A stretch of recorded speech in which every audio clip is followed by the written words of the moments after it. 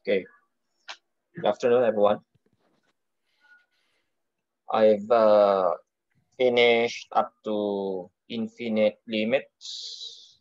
This is the last topic we will be discussing just before you have your first quiz on March 2. And the quiz will be held, of course, asynchronously, meaning instead of having you answer it by downloading the questions and you submitting your papers online by scanning them first, you will just be having multiple choice and fill in the blanks questions in Canvas. So that means Canvas will automatically check your quiz, except for one item where you have to upload your solution. So time you can access the quiz will be from 12:30 to 2:30 p.m. on March 2. And you have 80 minutes to finish the quiz. Now, I've limited the hours, the window hours, so as to avoid any, at least lessen, okay, any attempts at cheating or communicating with other students as to the solutions or the answers to the items in the quiz. Although the quiz has 3 to 4 sets for each question, and the sets could be quite different from each other. Okay. Although some allowed the quiz to be open for like 4.5 hours. They gave a 4.5 hour window, but I think a 2 hour window will be enough for you to be able to take the quiz, especially that it will be held during our class time. So there will be no conflict with the other subjects you have. And also I've also included for that 80-minute what they call this time limit, the uploading of your solution for one of the items. Okay, or maybe I could adjust it to 90 minutes for the uploading. Now, we just have this one topic left before we can actually just, okay, do exercises. I mean, Canvas, Canvas. I mean, you reviewing for the quiz. I won't be holding any review session today. If you need me, I'm available for consultation. Just be sure to email me one day before the consultation. I've already sent the exercises to help you prepare for the quiz in Canvas. I hope you've already seen them. And I will not be spoon feeding you, by the way. Don't expect that everything I've discussed in the video sessions or in the synchronous classes and every assignment or exercise given online will be enough for you to do well on the quiz. Okay? Some questions there are like one notch harder or higher in difficulty than those we have discussed in class online. Okay? So please prepare for the first quiz. And by the way, we won't have classes this Thursday since it's a holiday.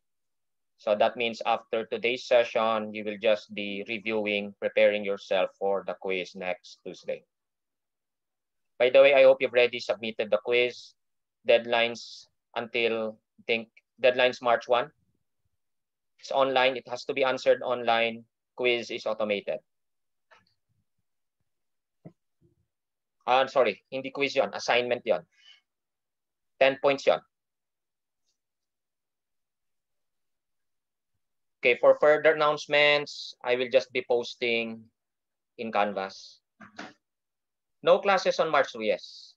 Kasi doon nyo sasagutin yun on that time. So let's discuss the last topic, limits at infinity. And by the way, after this, I will just be reviewing you on the sign chart method for solving inequalities. You will be needing them not only for later, I mean, the next sections or chapters, but also for, because when you answer domain, I mean, questions on continuity, remember that if you have radicals involved, then you have to first know if the radicals index is even, or if it's even, you cannot have negative values. So that means you would have to set the expression inside the radical greater than or equal to 0. So eventually you will be solving an inequality. Unless if the index is odd, of course, there's no problem. So just to make sure you still know or remember how to solve inequalities using sign chart, I will just be giving 2 examples after this last topic, okay? So limits at infinity.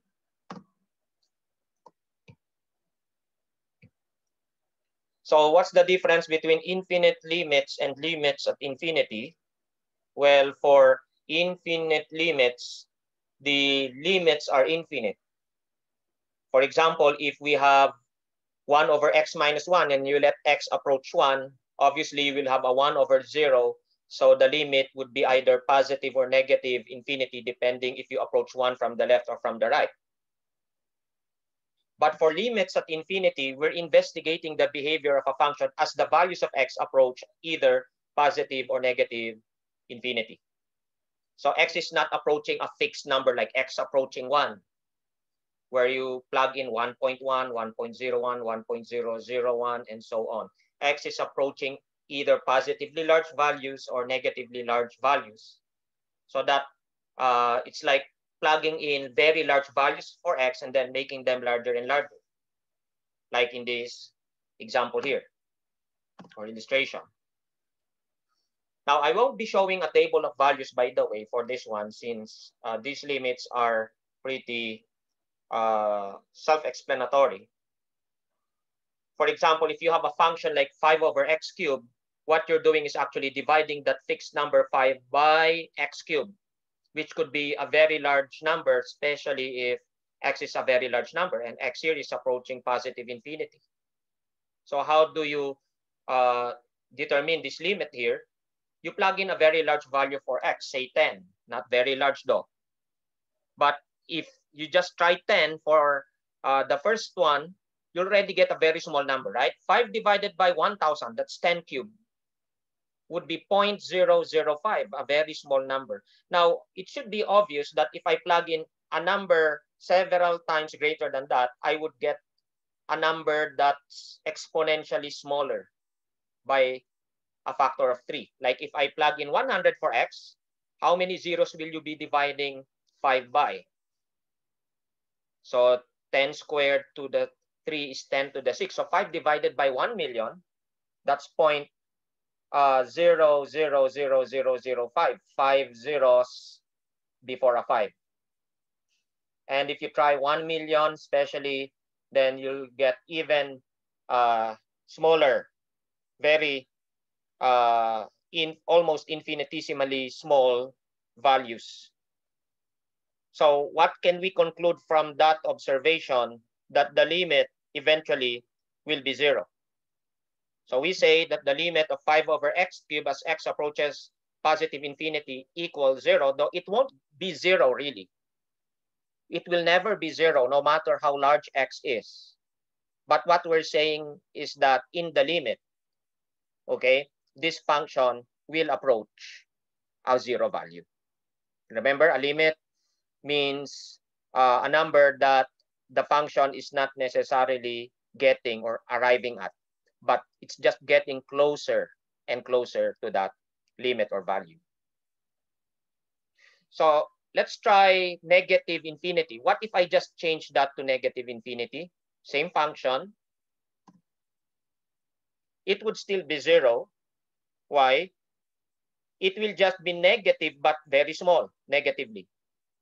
So if I plug in like negative 10, if I cube negative 10, I get negative 1,000.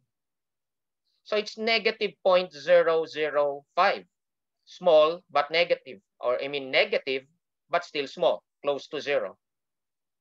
And if we take larger values of x, like negative 100, negative 1,000, you'll see a lot of decimal places before the 5, but negative, yet still close to 0. So the only difference is that for this one, it's negatively small. This one is positively small. So we also say that the limit here is 0. Just chat if you have any questions so far, okay? I'll be continuing discussing the illustrations. This one next. Now, I've just changed the function. Instead of dividing by x cubed, we are now multiplying by x cubed. So 5x cubed is the function in consideration. What happens as x approaches negatively large values? Now try to plug in 10. It's negative infinity, sorry. So negative 10, if you cube a number, it will be negative. So you expect a negative result. So negative 10 cubed is negative 1,000. So 5 times negative 1,000 is negative 5,000. Now you cannot conclude anything yet from there, from that point. So you try a larger value and see if your, what do you call this, assumption is true. Well, probably it will approach negative infinity, but you can't conclude yet by just giving one large value, okay? Negatively large value. So try a value that is larger negatively. So try negative 100, you'll get negative 5 million. And in fact, you'll get a very large negative value, so that in the limit, the limit here would be negative infinity, although negative infinity is not a number. But that's how we state the concept mathematically, that this function is getting larger and larger negatively without bounds as the values of x get larger and larger negatively. Similarly, it should be obvious that the limit of 5x cubed as x approaches positive infinity, you know that this is just a cubic number. When you cube a very large number, you also get a very large number by a factor, a larger one, in fact, by a factor of 3. So it's not hard to see that this will be positive infinity. Now, with those 4, we can generalize these results so that it's not hard to see the following generalizations, which we will just call as a theorem. So I combined both types, where we have, for the first type, functions like this, and then for the second type, functions like this. So for number one, okay, suppose k is a constant and n a positive integer. Then if you divide a fixed number, a constant k, by a power of x, you know that you will be getting very small results if x is very large, either positively or negatively, as illustrated by the first two here.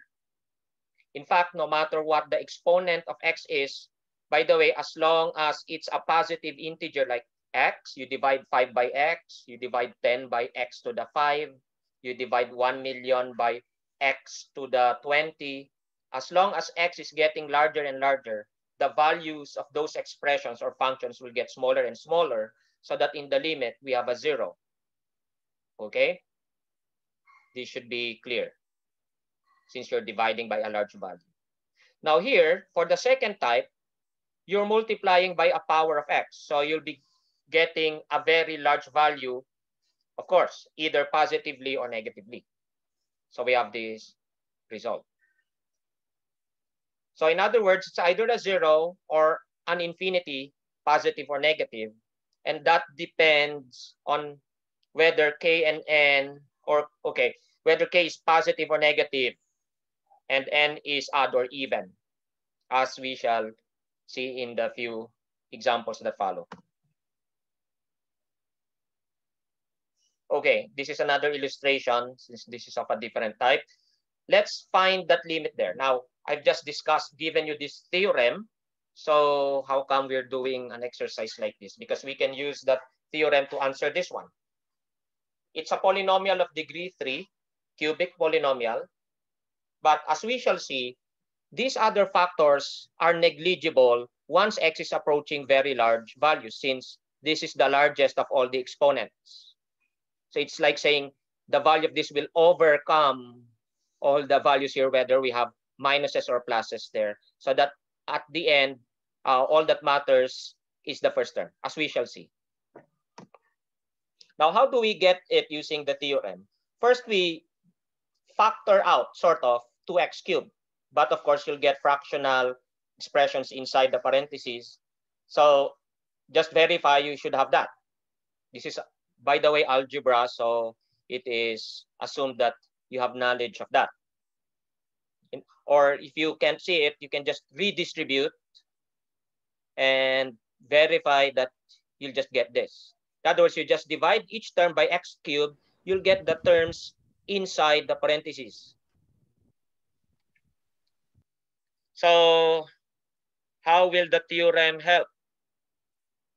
Well, obviously, these terms here are of the first type, where you divide by a power of x.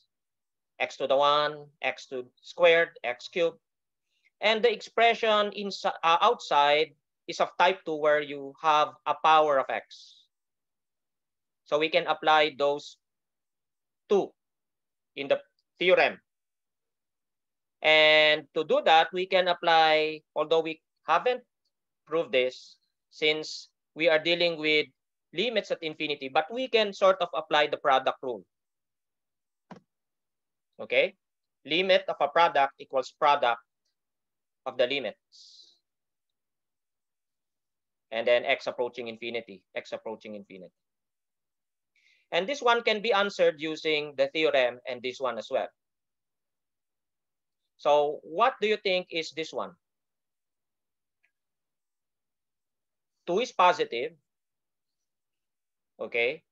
X is positive, since you're approaching positive infinity. Cubing a positive is positive. So you know, by just investigation, by just observing the expression, that this limit is positive infinity. How about the other one here? Well, if you apply the sum and difference rule for limits assuming they can be applied for limits at infinity, then this would be limit of 1. And limit of a constant is the constant. So that's just 1. And if you look at, okay, let me just go back. Look at this one here. You know that all of them will zero out anyway since you're dividing by a power of x. In other words, we'll get these. This will be 0, 0, 0, minus 0 plus 0 is still 0. In other words, you're multiplying a positive by a very large value so that in the limit, it's positive infinity. Okay? Just, okay, chat if you have a question. Now, I want you to just verify that if we replace x by negative infinity, this will be negative infinity. In fact, that will just come from the fact that this will be negative. Q being a negative number is negative, and this will be negatively large. This is positive 2, so it will be negative infinity. Just verify that. So again, observe that the limit depends only on the first term, I mean the leading term. It may not necessarily be the first term written, okay, in the order given, but the leading term, remember, is the one that has the highest exponent. So in this case, it's the first term here, 2x cubed. 2x cubed here. And we will just state that as a theorem. And you can use this result whenever you encounter a question on limits at infinity. So what do you have here? You have here a polynomial anyway. From Math 21, you define the polynomial. It's an expression of this form, where you have powers of x, descending powers of x, and their corresponding coefficients.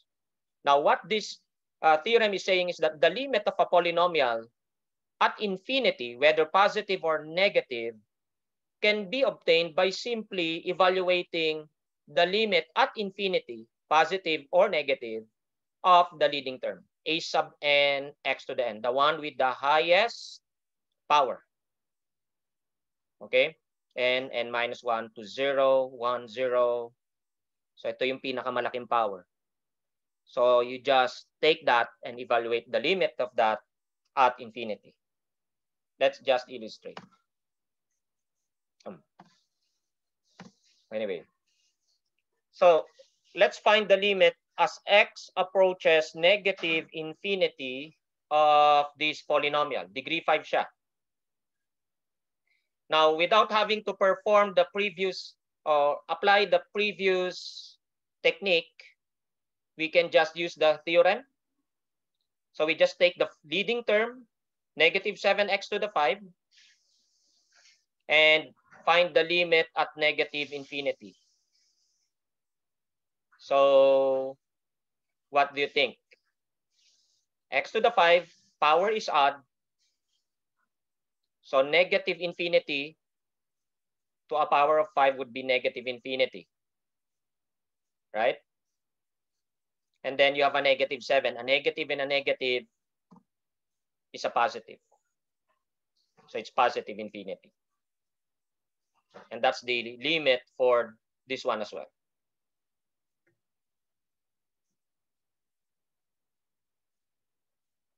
Then we need that again to answer the following types of limits, this time for rational functions.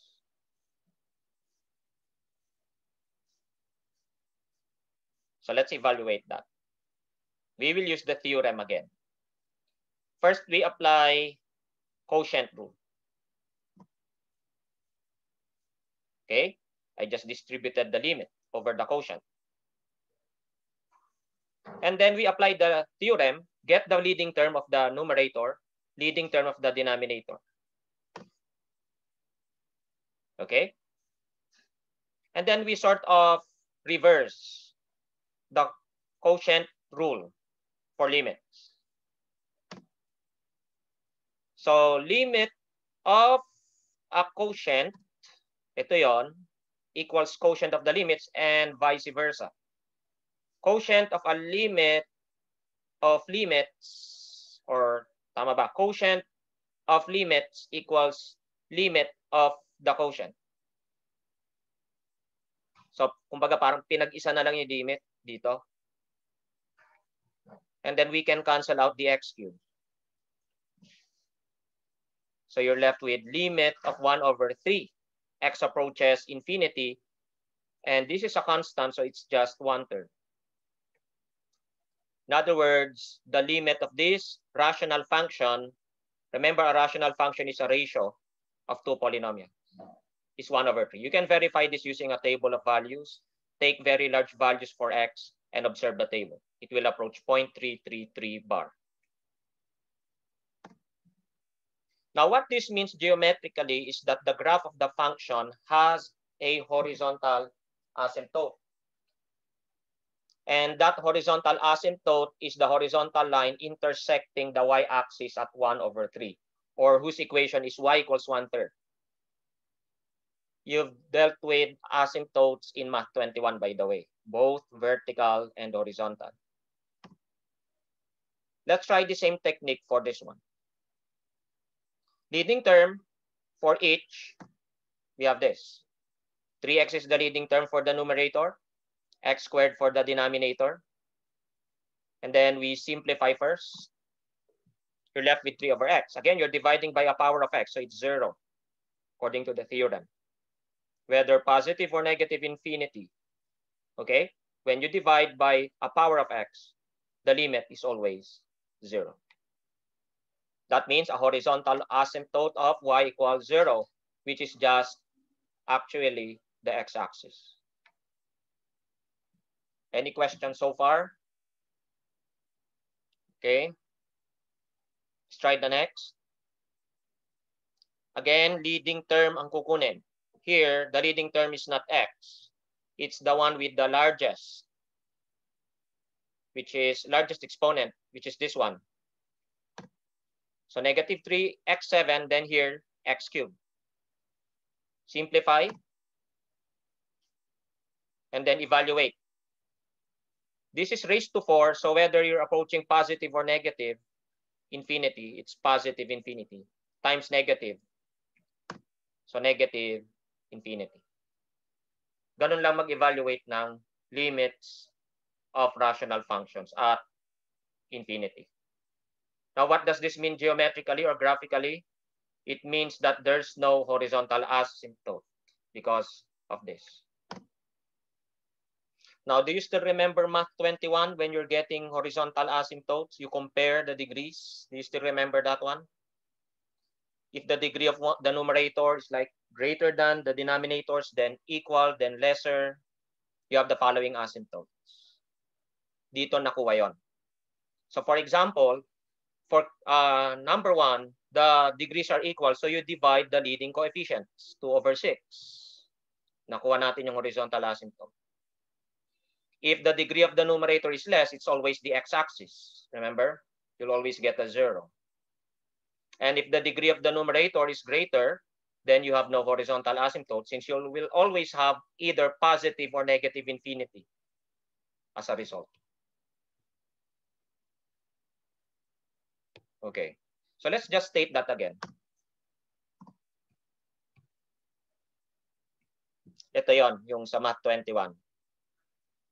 So suppose you have a rational function, 2 polynomials n of x, d of x. Case 1, if the degree of the numerator is less than the degree of the denominator, the horizontal asymptote is always the x-axis, whose equation is y equals 0. Now, if the degrees are equal, you know this already, you divide the leading coefficients. That will give you the equation of the horizontal asymptote. Just put y equals that number. And then there's no problem if the degree of the denominator, typo, is greater than the degree of the numerator, no horizontal asymptote. So let's apply that.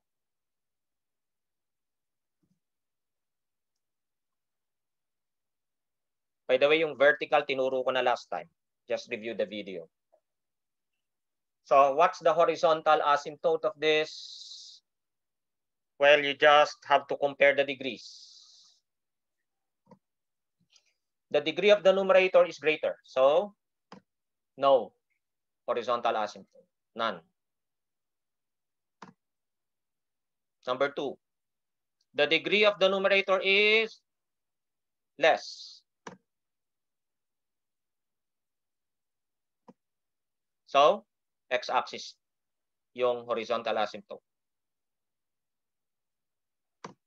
Equal degrees. Leading 4x to the 4. Dito, negative 12x to the 4. So, equal degrees. Divide the coefficients. Leading coefficients 4 divided by negative 12. So, the equation of the horizontal asymptote is y equals negative 1/3. 1/3, okay? So, ito lang ang kailangan natin. So, tapos na tayo. And as I have said, we will just be reviewing the sign chart method. Is there any question so far? I will be switching to my tablet here.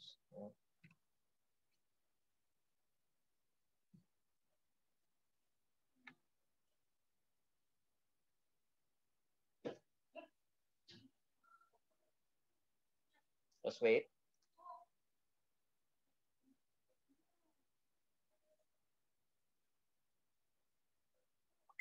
Wait. Stop.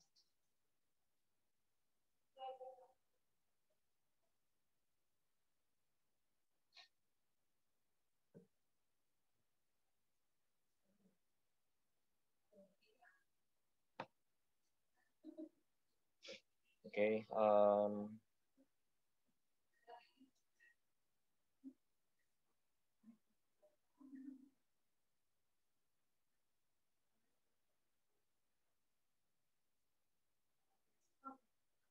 Okay. Suppose that we want to solve this inequality. Let's start with a polynomial.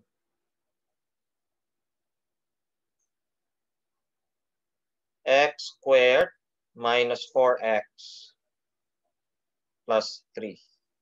Suppose we want that greater than or equal to 0.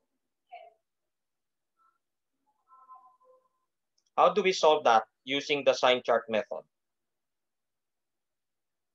First, we construct the sign chart, and that's by first determining the critical values, which are the zeros of the numerator and the denominator. There's no denominator for this one, so just equate that one to 0. If you factor it out, it's x minus 3, x minus 1.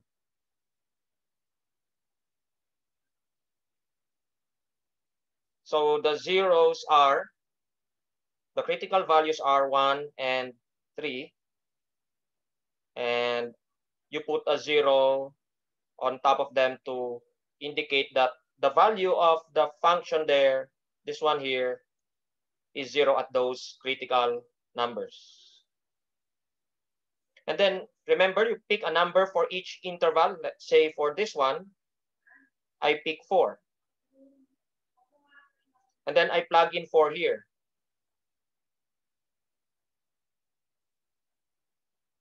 I will get a positive and a positive. And a positive times a positive is a positive. So that it's just positive for that part,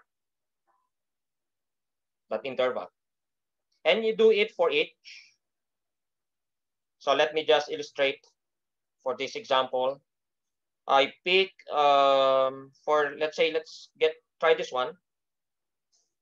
Get negative 2. And if I plug in negative 2 here, I get a negative and a negative here. So a negative times a negative is a positive. Pick a number here. Let's say 0. I plug in 0. Wala pala yung 0 doon. 2. Plug in 2, you get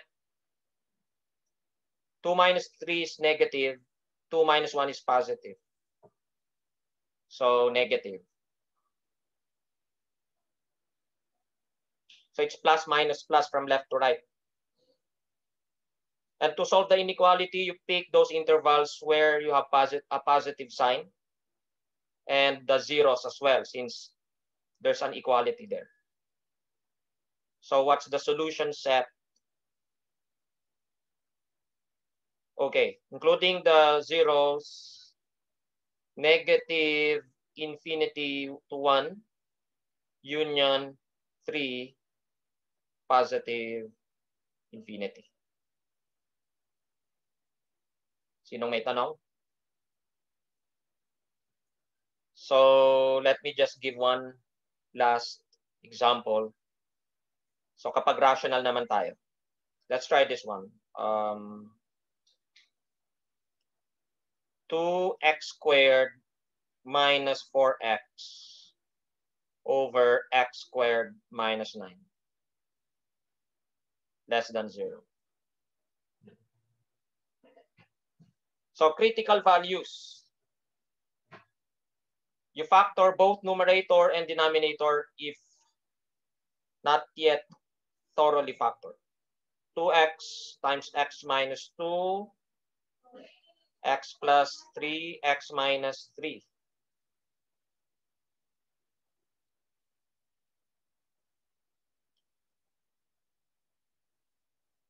Then what are the critical numbers? There will be 2 from the numerator and 2 from the denominator.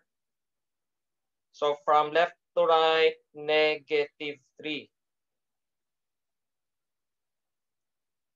0, 2, 3. And then you just pick, okay, critical numbers muna. 0 at 0 and 2.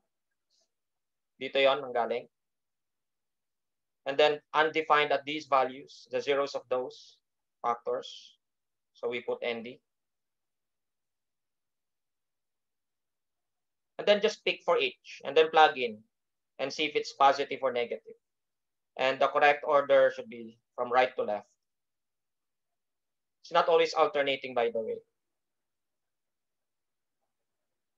So we have the sign chart and we can solve the inequality. We want it strictly negative. So we write in interval form. We have those. So negative 3, 0, not including the zeros. Union 2, 3. This is our solutions.